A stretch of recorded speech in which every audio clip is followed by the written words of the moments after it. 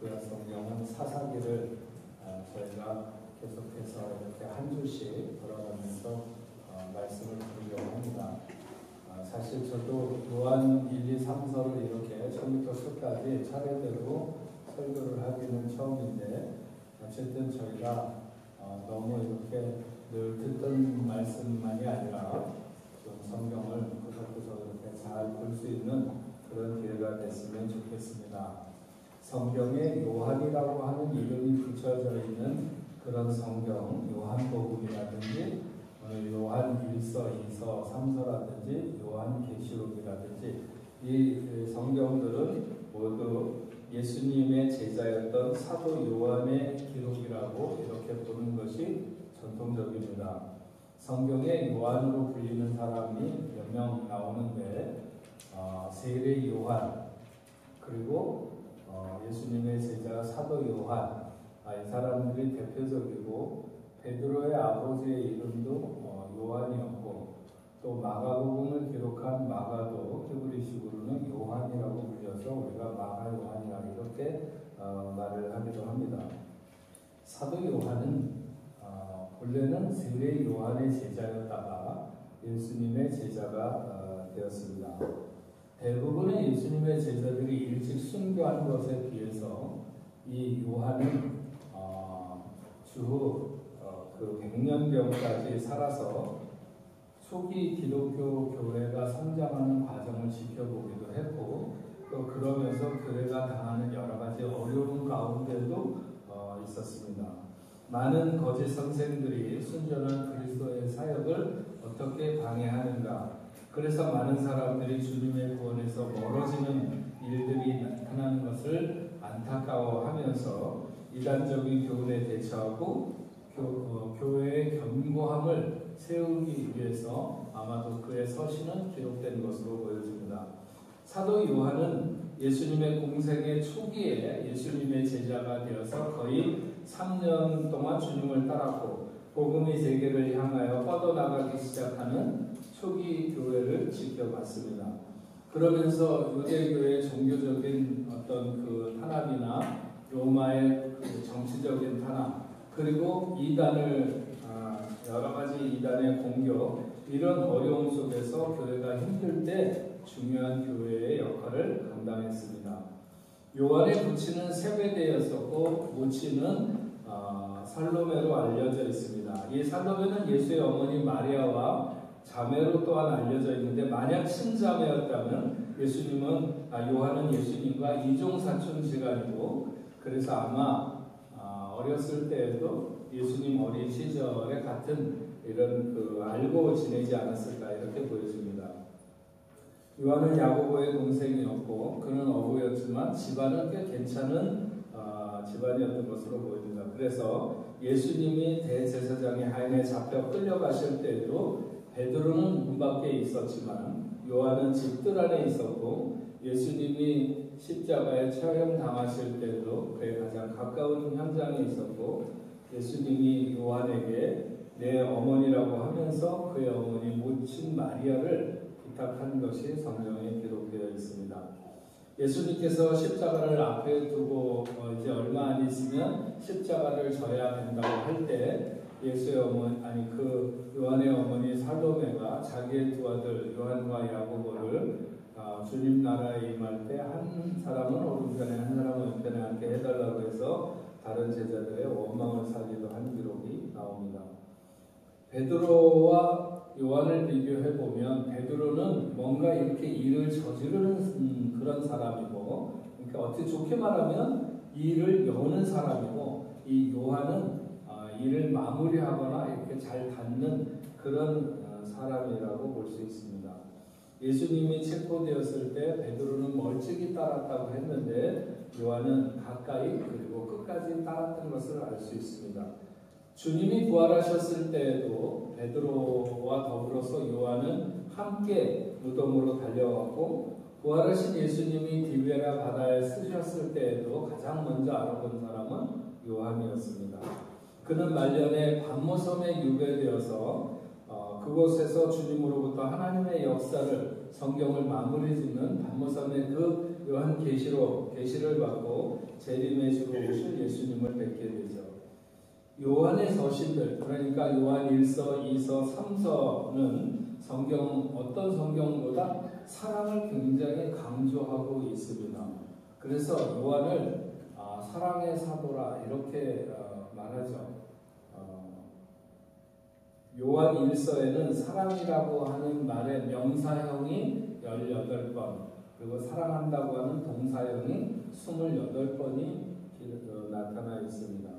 제가 가장 좋아하는 성경 구절 가운데 하나가 바로 요한일서 4장 10절부터 나타난 말씀인데, 사랑의 영이시니 우리가 하나님을 사랑하는 것이 아니요 하나님이 우리를 사랑하사 우리 죄를 속하기 위하여 화목 제물로 그 아들을 보내셨습니다. 사랑하는 자들아, 하나님이 이같이 우리를 사랑하셨으니 우리도 서로 사랑하는 것이 마땅하도다. 어느 때나 하나님을 본 사람이 없으되 만일 우리가 서로 사랑하면 하나님이 우리 안에 거하시고 그의 사랑이 우리 안에 온전히 이루어지리라 말씀했습니다. 복음과 그 복음을 받아들이는 자의 삶이 어떻게 형성되어져 나가는지 그 인과관계를 이보다 더 정확하게 밝히고 있는 게 있을까 싶습니다. 근데 그 중에 가장 중요한 것이 뭐냐면 사랑이라는 거죠. 그 핵심은 사랑이다. 여러분, 요한은 본래 별명이 보아노게라고 해서 우레의 아들이다. 우레의 아들이라고 하는 게 천둥과 번개의 아들이다. 뭐 이런 표현인데, 그럴 정도로 요한은 그의 성정이 불같은 사람이었습니다. 이런 사람이 사랑의 사도가 된다. 굉장히 어려운 일이죠. 뭐 성정이 불같아도 누군가를 사랑하는 게 더 뜨거울 수도 있겠지만 대부분 이런 사람은 그러기가 굉장히 어려운 법입니다. 그렇게 불같은 성격을 가진 사람은. 하지만 그가 주님의 십자가 지심을 가까이 목도하고 오순절 성령 강림을 통해서 변화된 모습을 나타내게 되는데, 3장 16절에 말한 대로 그가 우리를 위하여 목숨을 버리셨으니 이로써 우리가 사랑을 알고 우리도 형제를 위하여 목숨을 버리는 것이 마땅하니라, 이렇게 말하고 있습니다. 얼마나 이 십자가의 사건이 그에게 강력하게 그를 도전했는가 하는 것을 알려주는데, 정말 물 한 방울 피 한 방울 다 쏟으시면서 아버지 저들을 사하여 주옵소서, 자기들이 하는 것을 알지 못합니다 하는 그런 주님의 십자가에 달리신 주님의 고백을 그가 고스란히 지켜봤던 것이죠. 십자가를 통해서만이 형제를 위해 목숨을 내어줄 수 있다고 하는 사실을 그는 본 것이죠. 바로 그 십자가와 오순절의 성령 강림을 통해 불같은 성정을 가졌던 그의 그 성급함이나 또 남을 이해하지 못하고 수용하지 못했던 그의 옛사람이 다 녹아져 버리고 이 요한이 변하여 사랑의 사도가 되는 이런 그 놀라운 역사가 이루어지게 되는 것입니다. 인생은 오직 예수의 십자가 앞에서 바뀔 수 있습니다. 성정은 천성과 같아서 쉽게 변하지 않죠. 정말 변하지 않습니다.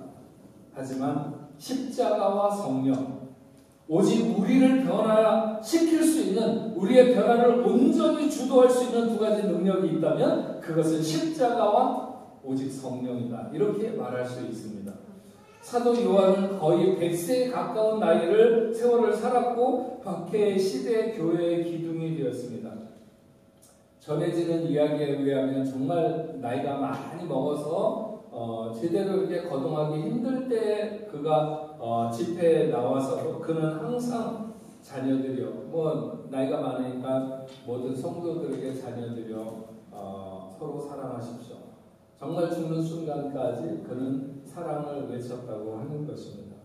서머나 교회 감독이었던 순교자 폴리카비 요한의 제자였는데, 요한이 에베소 교회 감독으로 있으면서 가르치던 요한을 회상하던 그런 장면들이 여러 번 나옵니다. 요한이 트라이안 황제가 즉위할 때까지 거기 에베소에 지냈다고 이렇게 말하고 있고, 에베소에 있는 동안 도미티안 황제 시절에 그가 반모섬으로 유배를 되었다고 유세비우스가 교회사에 언급하고 있는 기록이 있습니다. 도미디안 황제가 죽고 유배에서 끌려나와서 그는 여전히 교회를 섬겼고 이방인들에게도 복음을 전하며 많은 믿음의 형제들을 위로하고 세우며 서로 사랑하라고 하는 주님의 이 세 계명에 집중해서 그의 생을 마치는 순간까지 이렇게 복음을 전했습니다. 요한일서, 오늘 우리가 생각하려고 하는 시작하는 요한일서 내에는 이 기록이 요한이 했다고 하는 그런 것을 언급하고 있지 않습니다. 근데 요한일서, 요한 3서에 보면 저자가 자신을 그 장로, 요한 장로라고 말하고 있어서 저자를 장로 요한이라고 이렇게 말하는 학자들도 있습니다. 하지만 요한 1, 2, 3서 전체적인 문체나 여러 가지 그 글의 내용에 있어서 특이한 점들이 요한복음과 굉장히 많이 이렇게 비슷한 점이 많다는 거죠. 그래서 이것이 요한이 썼다라고 하는 것에 대해서 대부분 많은 사람들이, 학자들이 그렇게 보고, 특별히 요한일서는 요한복음 14장, 15장에 확대된 정도다 이렇게 볼 정도로 묘사한 내용들이 많이 있습니다. 그래서 사도 요한이 요한 1, 2, 3서의 저자라고 봐도 무방하다고 보는 것입니다. 신약 성경은 사도 바울의 서신이 많고 베드로의 서신도 있고, 그리고 오늘 우리가 보기 시작하는 요한의 서신들이 굉장히 중요한데, 근데 이 요한의 서신은 다른 어떤 바울의 서신들과 같이 내가 이 편지를 누구한테 쓴다 뭐 이런 앞에 인사말 같은 것들이 없어가지고 조금 뭐랄까 이렇게 정말 이게 서신인가 이런 의심을 갖기도 하는데, 어쨌든 오늘 우리가 보기 시작하는 이 요한의 서신들이 기록된 목적은 당시 소아시아 교회, 에베소 교회를 중심으로 한 이 소아시아 교회가 많은 이단들이 생겨나기 시작하는데, 그 영지주의라고 하는 것은 영과 육을 분리하는 이원론적인 그런 사상에 빠져서 육체를 경시하고 영만을 굉장히 중요하게 여기는, 그래서 그리스도가 육체로 온다는 건 말도 안 된다 뭐 이렇게 얘기하는 거죠. 그러다 보니까 결국 예수가 그리스도됨을 부인하는 이런 이단인 것이죠. 이들의 극단적인 양식은 육체적으로 방종하거나 아니면 지나치게 육체적으로 금욕을 하거나, 이 두 가지로 이렇게 살거나, 그러면서 그리스도인들을 비난하고 교회를 분열하게 되는 이런 것들이 이 영지주의 이단, 또 영지주의뿐만 아니라 굉장히 많은 이단들이 있었습니다. 이에 사도 요한이 편지를 쓰게 되고, 예수님은 육신으로 오신 것이 분명하며 그분은 하나님의 아들이시고 하나님이시다라고 하는 것을 말하는 것이죠. 그리스도인들은 영적 분별력이 있어야 하며 서로 사랑해야 할 것을 말하는데, 요한이 말년에 소아시아에 머무르고 있을 때 그 지역 교회들이 큰 어떤 이단으로부터 시련을 겪은 후에 쓴 편지로 보여지는데, 요한일서 2장 19절에 보면 이런 말씀이 있습니다. 그들이 우리에게서 나갔으나 우리에게 속하지 아니하였나니 만일 우리에게 속하였더라면 우리와 함께 거하였으려니와 그들이 나간 것은 다 우리에게 속하지 아니함을 나타내려 함이라. 여기에서 그들이 우리에게 나갔다 이렇게 말하는 것은 어떤 이단의 무리가 교회 안에 들어와서 발을 붙이거나 아니면 발을 붙이려고 하다가 교인들의 반대와 저항에 부딪혀서 결국 나가게 되었다고 하는, 물러나게 되었다고 하는 것을 말하는 것입니다. 교회가 이단의 침입으로 처음에는 굉장히 어려움을 겪었지만 그 이단을 물리치고 승리했다고 하는 것을 말하는 것입니다. 그러면서 요한은 청년들아 내가 너희에게 쓴 것은 너희가 악한 자를 이겼음이라, 이렇게 2장 23절에 또 청년들아 내가 너희에게 쓴 것은 너희가 강하고 하나님의 말씀이 너희 속에 거하시고 너희가 흉악한 자들을 이겼음이라, 2장 14절에 이렇게 말합니다. 4장 4절에서는 자녀들아 너희는 하나님께 속하였고 또 저희를 이겼나니 이는 너희 안에 계시니가 세상에 있는 이보다 크심이라, 이렇게 말했습니다. 너희가 이렇게 이단을 물리칠 수 있었던 것은 너희 안에 진리가, 말씀이 자리 잡고 있었기 때문이며 너희 안에 계신 그리스도가 세상에 있는 마귀보다 크기 때문에 결국 승리할 수 있었다. 이렇게 말하는 것이죠. 부활하신 예수님께서 에베소 교회 사자들에게 편지한 내용에서도 그런 말씀을 하십니다. 내가 내 행위와 수고와 내 인내를 알고 또 악한 자를 용납하지 아니한 것과 자칭 사도라 하되 아닌 자를 시험하여 그의 거짓된 것을 내가 드러낸 것이라고 계시록에 보면 말씀하고 있습니다. 에베소 교회는 소아시아 교회의 중심 교회로 아마도 오늘 쓰여진 이 요한 1서가 이 에베소 교회에게 보내진 것이 아닌가 이렇게 보여집니다. 에베소 교회는 그 교회에 들어온 악한 자들을 용납하지 않고 물리쳤다고 하는 것이죠. 자칭 사도라 하지만 아닌 자를 시험하여 그 거짓됨을 드러내었다. 에베소 교회는 모범적이고 칭찬받을 만한 교회였습니다. 요한은 이들이 진리를 수호하기 위해 노력한 수고를 칭찬하고 위로할 필요가 있다고 생각을 하고 그러나 여전히 경계할 점들이 있다는 것을 알고 그것을 알려주기 위해서 이 요한의 서신이 쓰여지게 되는 것이죠. 그들이 교회에서 물러나기는 했지만 언젠가는 또다시 들어와서 교인들을 미혹할지 모르기 때문에 요한은 이에 대한 믿음을 견고히 하고 세워질 필요가 있다고 본 것이죠. 여러분, 이 교회는요, 여러 가지 그 이단적인 요소나 사상을 얼마나 이렇게 잘 배격하고 그래서 정결한 교회로 서느냐 하는 것이 매우 중요합니다. 언젠가도 제가 한국의 어떤 목사님 만나서 그 목사님이 저한테 교회는 이단이 발붙이지 못하도록 정결하기만 하면 하나님께서 축복하신다. 네, 물론 뭐 싸우지도 말아야 되고 여러 가지 이유가 있겠지만 깨끗한 것이 가장 중요하다. 그런 말씀을 했는데 저도 동의합니다. 그런데 요한이 또 하나 중요하게 생각한 것은 그렇게 진리로 이단을 막아내는 것도 중요하지만 또 한 가지는 형제 사랑이 중요하다는 거예요. 이단과 격한 투쟁으로 교회 안에 의심과 투기의 분위기가 조성되고 자칫 남의 허물을 들추어내는 것이 그래서 상대방의 잘못을 꼬집는 차가운 분위기가 형성될 수 있기 때문입니다. 네.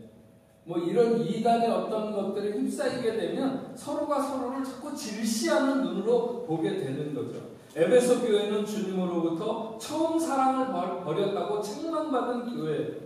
사도 요한은 그 첫 번째 편지에서 그래서 사랑할 것을 그렇게 강조하고 있고 형제 사랑을 통해서 우리가 하나님 사랑하는 줄을 알게 됐다. 네, 내가 하나님 사랑하는 것을 어떻게 알 수 있느냐? 형제 사랑하는 것을 보면 알 수 있다는 거예요. 그가 과연 정말 하나님을 사랑하는 사람인지 사랑하지 않는 사람인지.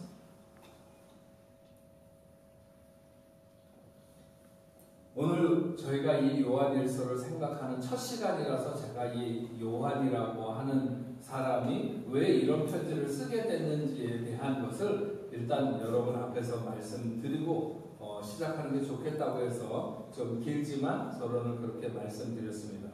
오늘 본문 1절 말씀은 이렇게 시작하죠. 태초부터 있는 생명의 말씀에 관하여는 우리가 들은 바요 눈으로 본 바요 자세히 보고 우리의 손으로 만진 바라.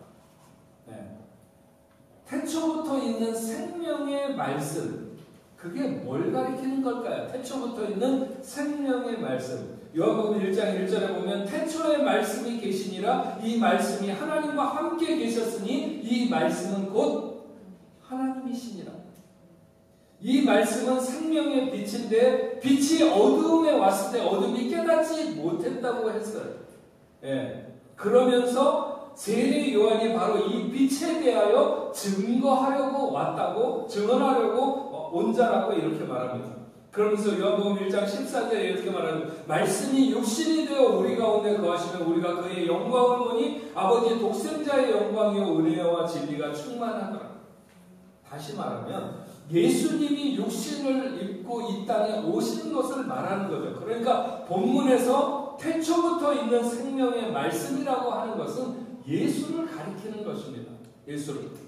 바로 그 예수에 대해서 우리가 들은 바요 눈으로 본 바요, 자세히 보고 손으로 만진 바라. 요한은 요한복음에서도 그렇고 본문에서도 그렇고 예수님이 하나님과 같은 분이라고 하는 사실을 믿도록 하기 위해서 태초라고 하는 말을 쓰고 있는 거예요. 왜냐하면 그 태초에는 예수라고 하는 이름이 나타나 있지 않았으니까. 구원의 확신은 예수님이 하나님이라는 사실을 믿어야 합니다. 교회 다니면서도 예수님이 그저 무슨 성인 중에 하나라고 생각을 하고 많은 사람들이 있는데, 구원의 확신은 예수님이 하나님이라는 사실을 믿는 데서부터 시작됩니다. 하나님의 생명은 사람이 되셔서 미래에서 현실로 나오신 것이죠. 요한은 예수 그리스도가 태초부터 계셨고 그것에 대해서 우리가 들었고 우리 눈으로 보았고 우리의 손으로 만졌다고 말하고 있는 것입니다. 예수, 그 생명, 그 시작을 알 수 없는 태초부터 계신 하나님의 생명이 우리에게 왔다는 것이죠. 우리는 유한한 시간 속에 사는 인생이지만 하나님의 영원한 생명과 연결되어 하나님의 시간의 개념인 영원 안에 우리는 있게 된 것이라고 하는 것입니다. 따라서 우리는 죽은 후회가 아니라 지금 여기에서부터 하나님의 생명에 동참하는 자가 된다 하는 것입니다.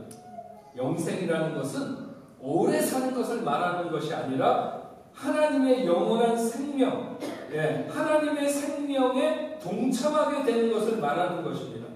우리가 하나님의 성품과 하나님의 철학과 원칙 안에서 성장해 가는데 마치 우리의 육신의 생명이 나이를 먹으면서 성장하고 성숙하듯이 하나님은 우리가 그분의 형상과 대행자로 살고 그래서 그리스도의 장성한 분량이 충만한 수준에까지 도달하며 아버지의 마음으로 그분의 손과 발이 되어서 무너진 세상을 세우고 치료하고 회복하는 것이 우리가 곧 영원한 생명 가운데 살아가는 것이라고 하는 것입니다. 생명이 예수 안에 있다고 했습니다.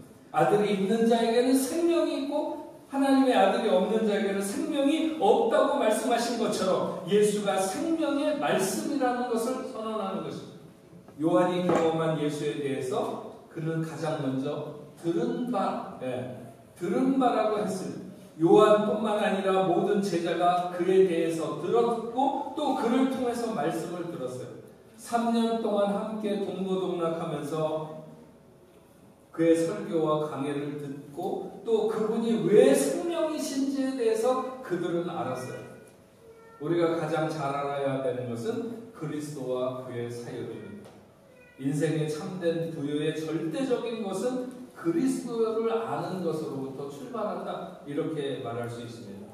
사람이 돈이 없어 가난하거나 권력이 없어서 비참한 것이 아니라 예수를 알지 못할 때 인생은 비참하게 되어 있습니다. 요한은 한 걸음 더 나가서 눈으로 본 바라고 했어요. 요한은 예수님의 제자 중에 예수님의 중요한 사역에 항상 따라다녔던 3명의 제자 중에 한 명이었어요. 그래서 거의 모든 예수님의 중요한 자리에는 다 있었어요. 변화산에 올라가서 예수님이 모세와 대화를 하며 엘리야와 대화를 하며 변화된 모습도 보았고, 십자가에 달려서 피 한 방울 물 한 방울 다 쏟으시고 죽으셨다가 무덤 문 열고 부활하신 주님도 보았습니다. 베드로후서 1장 16절에 보면 우리는 그의 크신 위엄을 친히 본 자라고 하는 표현이 있는데, 그렇죠. 요한은 그랬습니다. 그러면서 요한은 또 말하기를 우리의 손으로 만진 바라고 했어요. 요한복음 20장 27절에 도마가 이르되 내 손가락을 이리 내어 내 손을 보고 내 손을 내밀어 내 옆구리에 넣어보라. 그리하여 믿음 없는 자가 되지 말고 믿는 자가 되라. 이것은 말씀의 인격적인 체험이 중요한 것인데, 도마가 그렇게 그의 주님의 옆구리에 손을 넣어보기 전에는 믿지 못하겠다고 할 때 어쩌면 요한도 동의를 했는지도 모릅니다. 그러나 그들은 실제로 만졌고 만지면서 주님을 확인했죠. 영지주의를 비롯한 이단들은 말씀이 육신이 되었다고 하는 것을 받아들이지 못했습니다. 그들은 처음부터 있었던 것이 아니라 중간에 여러 가지 자신들의 새로운 생각을 그 진리나 아니면 사실 안으로 자꾸 그렇게 집어넣으려고 했던 것이죠. 하지만 요한은 그 실제적인 들음, 그리고 실제적으로 본 것, 실제적으로 만짐의 근거를 두고 역사의 실체를 증언하고 있는 것입니다. 부활하신 주님이 찾아오셨을 때 제자들은 주님이 유령인 줄 알고 놀라고 떨었지만 그때 제자들에게 주님이 말씀하셨습니다. 내 손과 발을 보고 나인 줄 알라. 또 나를 만져보라. 영은 살과 뼈가 없으되 너희가 보는 바와 같이 나는 있느니라 말씀했습니다. 생명의 말씀은 생명이신 말씀을 의미하는 것으로 예수를 말씀하는 거죠. 요한복음 5장 26절에 예수께서 자기 속에 생명이 있음같이 아들에게도 생명을 주어 그 속에 있게 하셨다고 했고, 요한복음 1장 4절에는 그 안에 생명이 있었으니 이 생명은 사람들의 빛이라고 했습니다. 요한은 우리에게 있는 예수 그리스도의 생명은 교통하는 생명, 다른 사람에게 흘러가면서 생수의 강처럼 생명과 기쁨을 공유하는 그런 성도 간의 사람으로 충만해질 수도 있다고 말합니다. 예수 그 생명의 부여함이 얼마나 놀라운가 하는 것을 요한은 소리 지르고 있는 것이나 마찬가지입니다. 세상의 부여는 다른 곳으로 흘러가지 못하도록 가두거나 아니면 아껴서 넘치게 될지 모르겠지만 예수의 부여는 다르다는 것이죠. 이 생명은 흘러가야 되고 우리로 하여금 흘려보내야 하는 것입니다. 내 안에 충만한 생명, 충만한 기쁨이 수평과 수직으로 흘러가지 않으면 이 생명은 끊어진다는 거예요. 생명은 끊어집니다. 요한복음 17장 3절 말씀에 영생은 곧 유일하신 참 하나님과 그가 보내신 자 예수 그리스도를 아는 것이라고 말했습니다. 하나님의 부유, 영생의 기쁨은 죽고 나서 경험하는 것이 아니라 오늘을 살아가는 지금 여기에서 예수 그리스도를 아는 것이고 경험하는 것입니다. 안다는 것은 지식의 관계를 말하는 것이 아니라 그가 예수님 안에 거하고 예수님이 그 안에 거하는, 우리가 예수님 안에 거하고 예수님이 우리 안에 거하는 어떤 교통의 관계를 말하는 것입니다. 예수의 생명은 흘러야 하고 그래서 더 많은 사람들과 생명의 공동체를 이루고 그리스도의 몸을 이루어야 되는 것입니다. 이것을 에베소서 2장 21절 22절은 이렇게 표현합니다. 그의 안에서 건물마다 서로 연결하여 주 안에서 성전이 되어가고 너희도 성령 안에서 하나님이 거하실 처소가 되기 위하여 그리스도 예수 안에서 함께 지어져 가느니라. 그리스도인의 삶의 본질은 위로는 하나님과 더불어 연합하는 것이고 옆으로는 우리 이웃들과 몸으로 서로 하나 되어가는 연합. 그래서 우리 같이 이 거룩한 예수를 모신 성전이 되어 아버지의 처소로 지어져 간다고 성경은 말하고 있는 것입니다. 요한은 이 생명이 예수 생명이 전달되어야 한다고 생각해서 요한복음을 기록했고 이 예수 생명의 부여를 모든 사람들이 다 누릴 수 있어야 한다고 생각해서 요한일서를 기록하고 있는 것입니다. 요한은 이 예수 생명만이 우리 모두를 하나님의 생명, 하나님의 신성이 충만함으로 인도할 것이고 예수의 부여가 우리를 그리스도의 분량에 이르기까지 충만하게 할 수 있다. 어떤 인생도 예수로 인하여 모자른 인생은 없고 예수면 충만하다. 우리의 넉넉한 부여가 되신다고 선언하고 있는 것입니다. 세상의 복음이 주는 그의 변화보다 더 놀라운 변화는 없습니다. 복음의 변화보다 더 인생을 행복하게 하는 것도 없습니다.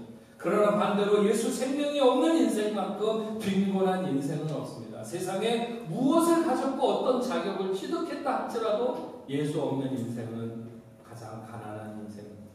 그래서 우리를 통해 증거되고 전달되는 예수 그리스도는 그 은혜가 지극히 풍성하신 분이시며 그 부요를 측량할 수 없는 분입니다. 에베소 3장 8절과 9절에 이렇게 말씀합니다. 모든 성도 중에 지극히 작은 자보다 더 작은 나에게 이 은혜를 주신 것은 측량할 수 없는 그리스도의 풍성함을 이방인에게 전하게 하시고 영원부터 만물을 창조하신 하나님 속에 감추었던 비밀의 경륜이 어떠한 것을 드러내게 하려 하시니 요한이 이 서신을 쓰는 것은 인생이 이 생명의 부여를 누릴 수 있다는 것을 말하는 것입니다. 4절에 말씀하신 대로 우리가 이것을 쓰면 우리의 기쁨을 충만하게 하려 합니다. 그렇습니다. 이 기쁨, 예수로 인한 기쁨, 이 기쁨은 무엇과도 바꿀 수 없고 무엇으로도 대신할 수 없습니다. 완전한 기쁨인 것이죠. 바닷물을 마시며 목마름을 해결할 수는 없습니다. 그러나 세상은 그렇게 우리를 인도하려고 하죠. 하지만 우리의 참된 생명 되시는 예수, 하나님이 그 아들에게 심으신 하나님의 본성, 그 영원한 부요가 우리의 것이 될 수 있는 것, 그것은 오직 예수뿐이라고 하는 것입니다. 우리의 신앙은 죽은 후에 내세의 어떤 받을 복을 지향하는 그런 수준, 아니면 예수 잘 믿으면 이 땅에서 복을 받는 기복적인 신앙의 수준에 머무는 것이 아니라 오늘을 살아가면서 하나님의 신성이 충만한 영원한 생명, 예수 생명, 그 부요, 그 예수로 인한 부요를 누릴 수 있는 저와 여러분들이 되시기를 주님의 이름으로 축원합니다.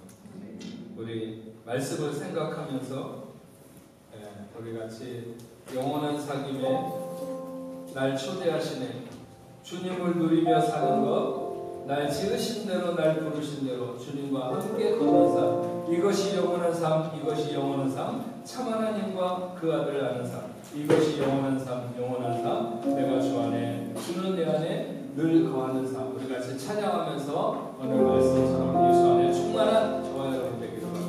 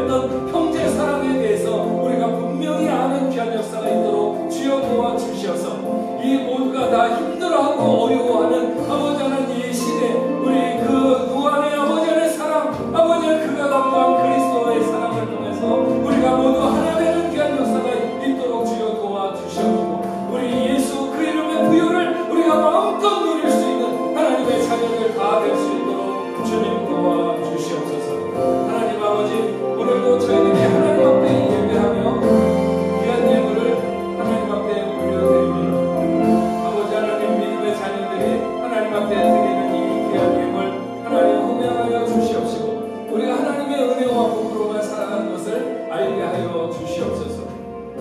아버지 하나님, 믿음의 자녀들이 경영하는 사업과 가정과 직장 그리고 하는 모든 일들과 학업에 하나님 함께하여 주셔서 우리가 생애 현장에 어디에 있든지 하나님 동행하여 주시옵시며 우리에게 하늘문을 여시고 부으시는 놀라운 은혜를 아버지 누릴 수 있도록 주여 도와주시옵시고 그래서 아버지 하는 모두가 다 아버지 한 광야의 샘 같은 아버지 하는 그런 강같이 흐르는 하나님의 놀라운 은혜를 누리며 살아가도록 주님 인도하여 주옵소서.